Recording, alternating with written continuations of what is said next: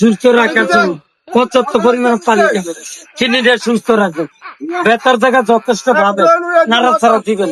ব্যথার জায়গা শক্ত, নাড়াচাড়া দিলে ব্যথাটা নড়ে, জামবাস লাগাইলে ব্যথাটা সরে। এই যে দেখেন, যেমন মাথা ব্যথা, গার ব্যথা, পিঠ ব্যথা, মাথা ব্যথা, কোমর ব্যথা, হাঁটু ব্যথা, পায়ের গোড়ালি ব্যথা, আঘাতজনিত ব্যথা, বাতজনিত ব্যথা, পড়ে গেছেন ব্যথা, ভেঙে গেছে ব্যথা, মুসকে যাওয়া ব্যথা, গিরায় গিরায় ব্যথা, জয়েন্টে জয়েন্টে ব্যথা লাগাবেন।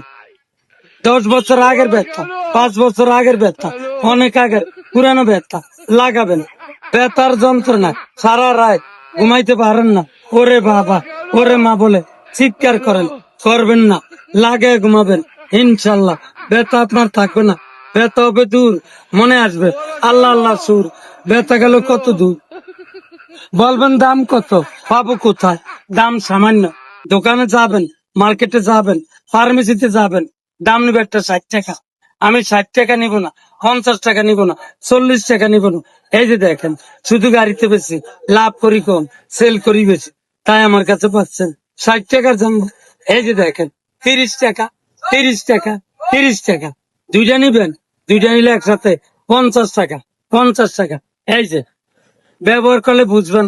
পরে আমানুল্লাহ ভাইয়ের মনে মনে খুশি, ওই দিন গাড়িতে